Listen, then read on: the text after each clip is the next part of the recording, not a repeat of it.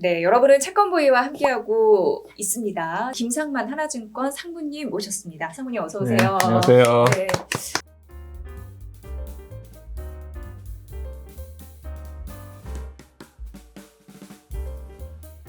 이제 날씨가 너무 쌀쌀해져가지고 드디어 이제 패딩을 입기 시작을 했습니다. 네. 안 그러면은 얼어 죽을 것 같더라고요. 밖에 다닐 그러게요. 때. 추워진 날씨만큼이나 우리 경제도 굉장히 아주 싸늘한 기운이 좀 감돌고 있는 게 우리나라 한국 기업의 그 부채 규모가 지금 세계 수준으로 따져봤을 때 거의 뭐 최악이다 이런 얘기도 들려오고 또 어디서 조사한 거 보니까 올해 1월부터 10월까지 법인들 있잖아요. 네, 그래서 네. 파산을 신청한 파산 신청. 법인들이 코로나19 직격탄을 맞았던 때가 이제 2021년인데 그보다 수가 좀 많다라는 얘기도 나오고 굉장히 좀 암울한 이슈들이 좀 상당합니다. 근데 우리가 이제 투자자로서 기업을 바라볼 때 대피 요령 이런 거 알면은 또 의미가 있잖아요. 그래서 그렇죠. 오늘 특별히 김상만 상무님께서 기업 구조 조정에 대한 이슈를 들고 오셨다고.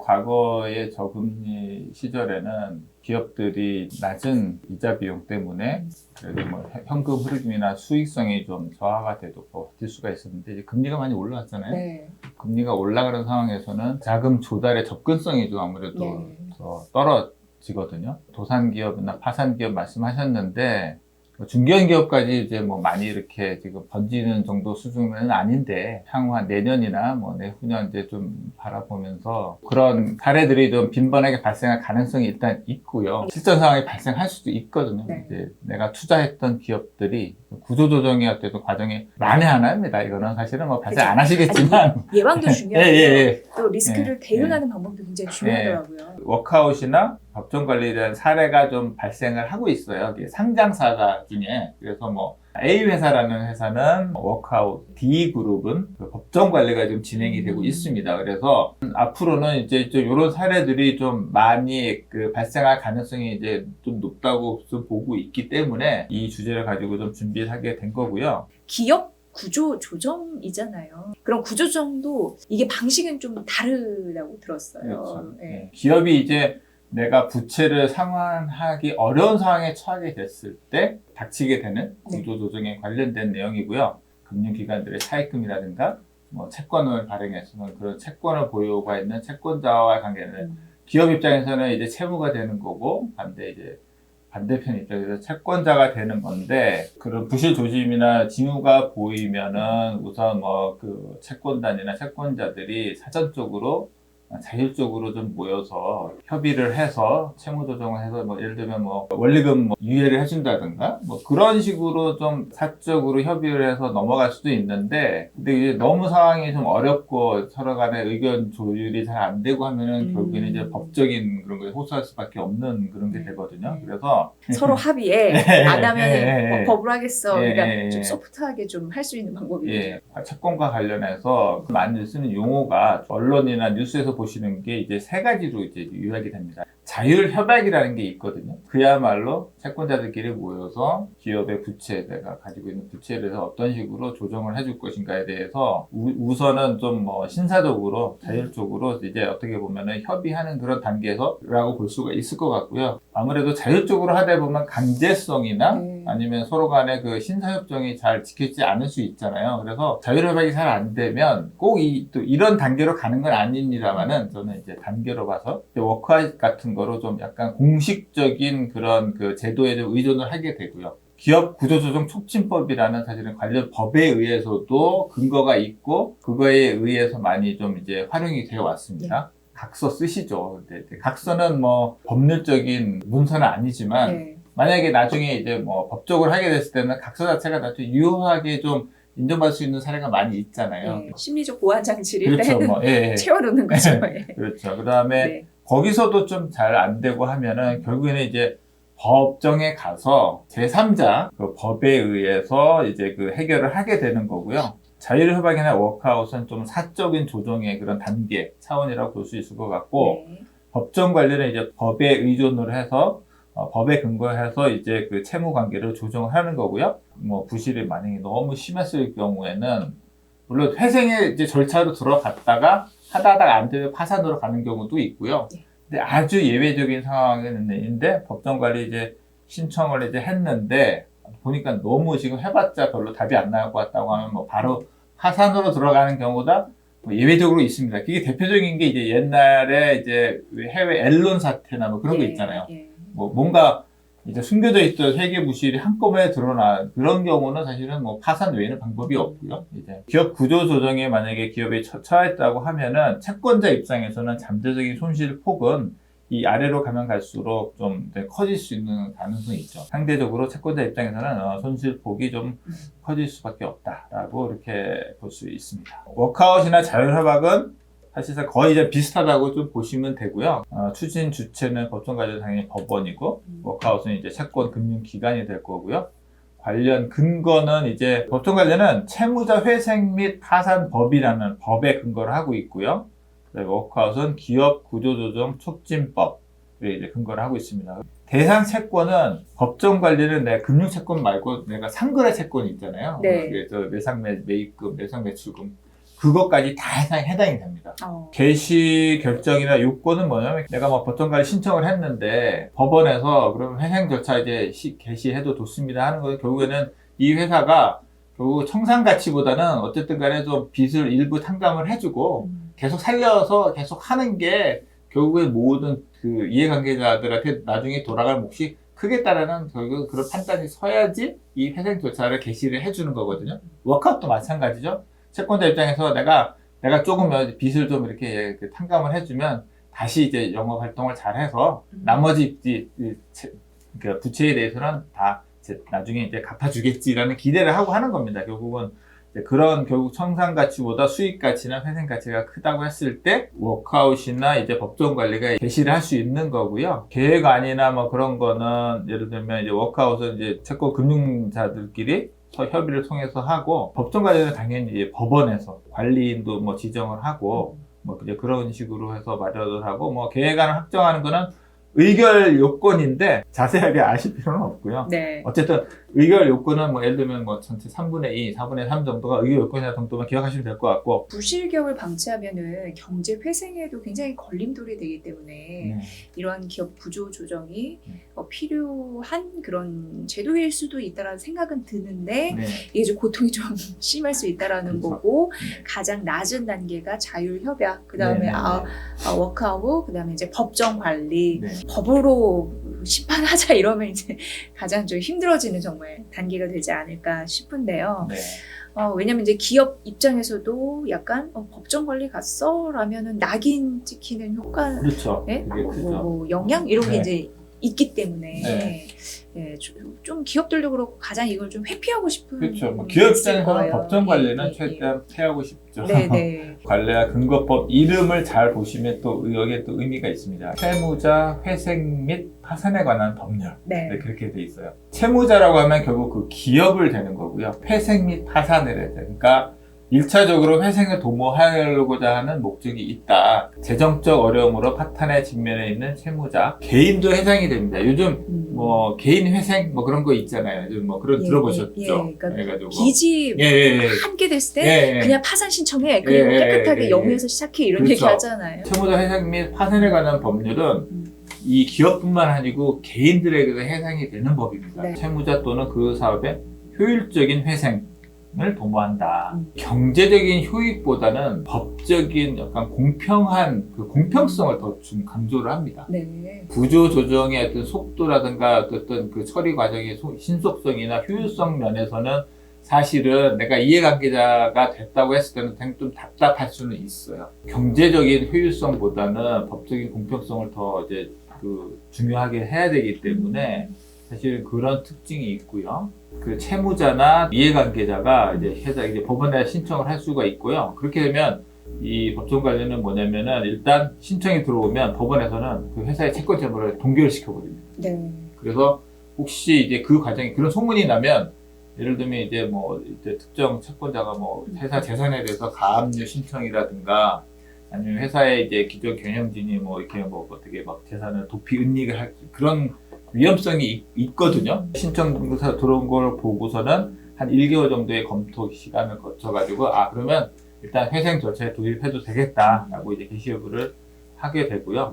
개시 절차를 법원이 내려주면 그 다음에 이제 채권자 등 이해관계자들이 모여가지고서는 이제 그 회생 계획안을 이제 작성을 하게 됩니다. 그래서 예를 들면 이제 채권에 대해서, 그러니까 이제 채무에 대해서는 뭐 출자 전환을 하거나, 주주에 대해서는 이제 그 무상 감자를 통해 가지고서는 주주도 손실을 같이 이제 부담을 하게 되고, 그러니까 감자라든가 아니면은 이제 출자 전환이나 뭐 상환 만기나 이제 금리를 좀 이렇게 유예하고 깎아준다든가, 일부 채무를 뭐 면제해준다든가 이제 그런 것들을 모여서 다 협의를 하게 됩니다. 네. 협의를 하고 회사가 이제 주관이 되겠죠. 회사가 다 채권 이해관계자들 모아가지고 회의를 열어가지고 이렇게 하면 좋겠다라고서는 서로 합의를 좀 이렇게 도출해낸 다음에 계획안을 법원에다 제출을 하면 그러면 이렇게 한번 해도 좋겠네요라고 이제 판사님이 딱딱 결론을 내려주시면 이제 그때부터 이제 그거에 근거해서 이제 회생 절차에 들어가게 되는 거죠. 네. 기초법이라고 네, 기업 기초법. 구조 조정 촉진법 해가지고 줄여서 기초법인데 어렵죠? 예. 네, 뭘 연장한다라는 얘기도 들리고 네. 내용을 들어보면은 조금 더 기업이 빠르게 정상화하는 워크아웃으로 가는 뭐 그런 느낌이 있더라고요. IMF 직후에는 그때 부도가 너무 많이 났거든요. 예. 법원에서 이렇게 그 관리인으로 지정하는 사람들이 인력 풀이 모자랄 정도로 파산한 기업이 너무 예, 많아가지고 예. 그러다 보니까 이런 필요성이 생긴 거죠. 이걸 좀 효율적으로 처리할 방법이 없을까라고 해서 2001년에 드디어 이제 그런 기업 구조조정 촉진법이라는 게 처음에 제정이 됐습니다. 나중에 시절이 좋아지면 그냥 법정 관리를 통해서 하면 되겠지라고 만들었는데 네. 현실은 사실은 그 이후에도 구조조정이나 그런 것들이 사실 계속 됐잖아요. 그래서 계속 이거를 한시법을 만들어 놓고 계속 이제 그러면 한시법이니까 시한이 만료가 되면 일몰이 됐다가 그러면 아직은 지금 법이 필요한데요. 수차례 연장을 해서 네. 계속 이제 왔는데 드디어 이게 이제 올해 10월에 이제 제 연장 만기였거든요. 근데 그때 연장이 안 됐어요. 그때는 연장이 안 되고 지금 국회에서는 이제 그러니까 여야가 같이 이거는 꼭 필요한 제도다. 아직은. 그래서 지금 새 연장을 추진을 하고 있는데 뭐 어찌됐지는 한번 두고 봐야겠습니다. 법정 관리는 이제 경제적 효익보다는 절차상 법적 요건을 중시하기 때문에 기업 회생에 또 소요되는 기간도 길고 그래서 워크아웃에 의한 구조조정이 보다 신속하게 기업 회생을 도모할 수 있는 그런 장점 때문에 이제 탄생을 하게 된 거고 아직까지도 이제 활용이 되고 있는 건데요.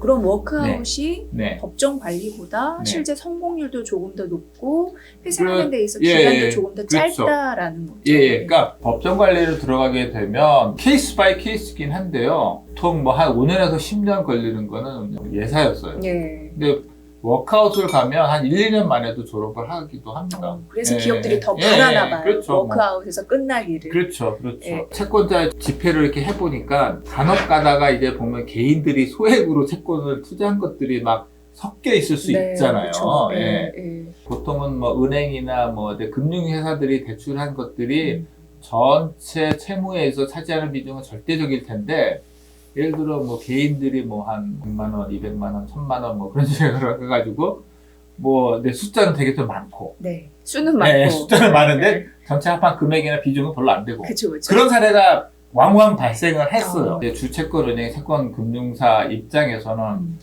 이거 참 처리하는 게 상당히 좀 뭐 손도 많이 가고 동의서나 뭐 그런 거 다 받고 뭐 하는 것도 번거롭고 하니까 그냥 개인들 같은 경우에는 채무조정 안 하고 네. 그냥 만기 되면 다 그냥 채권을 원리금 다 그냥 상환을 해주 케이스가 많이 발생을 했습니다. 그러다 보니까 이제 이 개인 투자자들 같은 경우에 이게 웬 꿀이냐 싶은 거죠. 그래서 그러면 이제 이런 기대를 이제 하게 됩니다. 그래서 금융위기 전 2005년에서 한 10년 사이에 그런 것들이 왕왕 발생하다 보니까 이제 개인들이 그래 내가 주권을 투자를 해도 뭐 법정 관리만 안 가면 나는 별로 이렇게 이제 손해 안 보고 다 만기에 내가 원금 다 회수할 수 있어라는 기대하에 개인들의 이제 그 하이힐드 저신용도 채권의 투자가 좀 많이 늘어났어요. 어떻게 보면 개인 투자자 일반 채권자 입장에서는 일종의 무임승차하는 그런 기회가 열렸었거든요. 근데 이제 이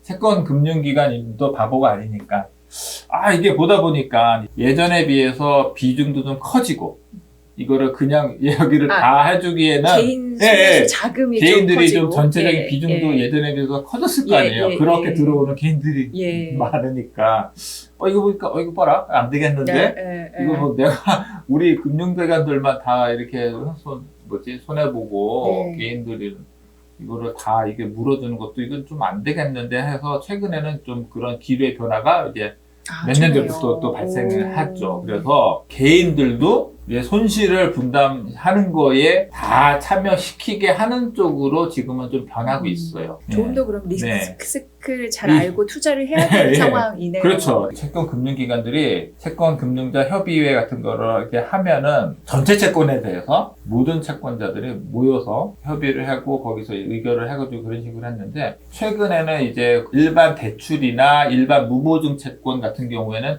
그런 식으로 처리를 하고 기업이 발행한 신주인수권부 사채나 시비, 전환사채 같은 채권에 대해서 특히나 이제 그런 경우에는 주로 개인들의 비중이 훨씬 높습니다. 예를 들면 예. CB나 BW는 이게 막 포스닥 벤처 펀드나 이제 그런 거 뭐 관련해서 그런 거는 일반 금융기관보다는 일반 그 개인들 비중이 훨씬 높거든요. 개인들이 위주가 된 그 채권 같은 경우에는 채권자 협의 회의를 따로 이거는 열어서 결정하자라는 식으로 또 나오는 예, 사례도 예. 발생을 하고 있어요. 예. 그래서 최근에 이제 그런 변화를 좀 인지를 하고 우리 그 개인 투자자분들은 좀 대응을 하실 필요가 있다.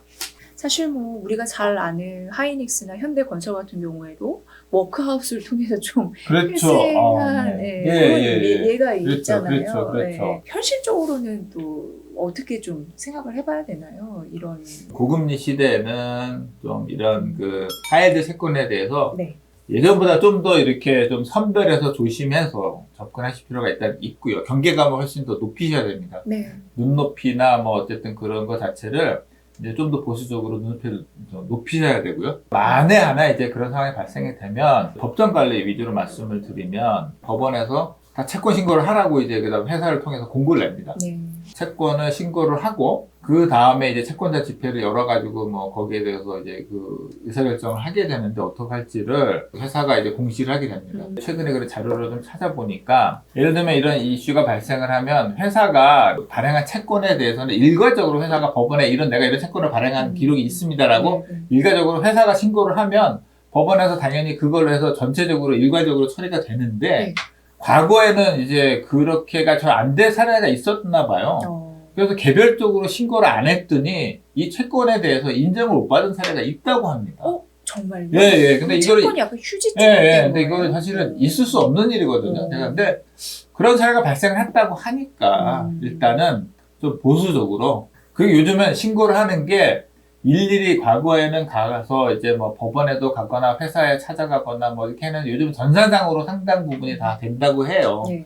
그러니까 내가 조금만 신경을 쓰면 집안에 앉아서도 다 서류 준비를 할 수 있으니까 내가 생업이 있으신 분들은 굳이 내가 뭐 채권자 회의나 뭐 법원에 쫓아가서 굳이 그렇게 하는 게 얼마나 내가 좀 뭐 그게 도움이 될지는 모르겠으나 내가 시간적 여유나 그게 되면은 저는 가급적이면 회의도 한번 참석을 해서 그렇게 하시는 거를 좀 추천을 권유를 드려요. 왜냐면 일단 회의를 가면 그 관련된 회생 계획안 보고서라든가 그 서류를 좀 내가 받을 수 있거든요.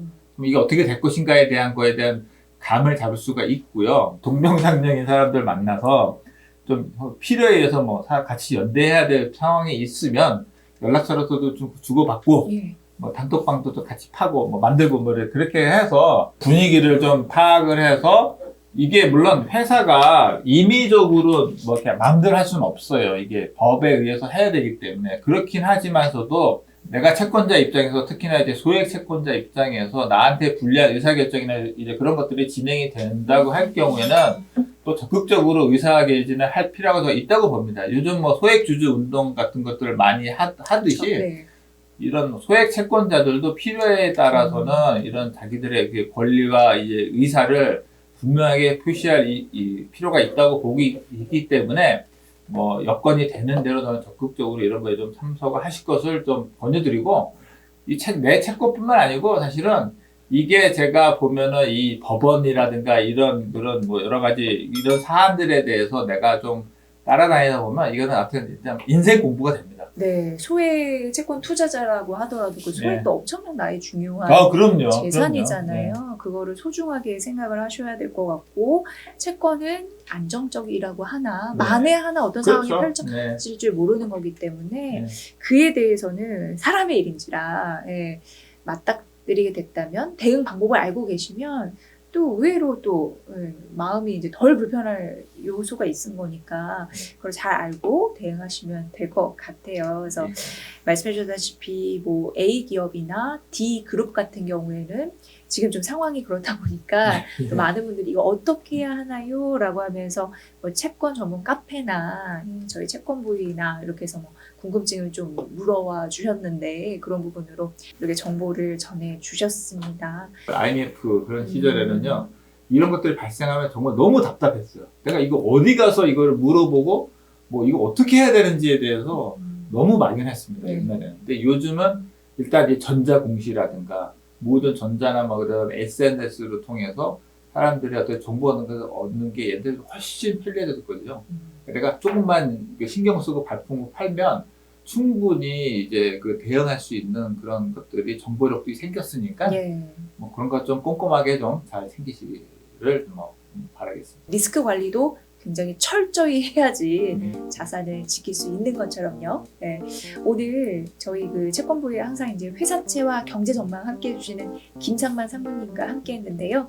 오늘 또 유익한 시간이었습니다. 날이 굉장히 추워졌는데 감기 조심하시고요. 따뜻한 겨울을 나시길 바라겠고요. 김상만 상무님과 함께 했습니다. 고맙습니다. 감사합니다.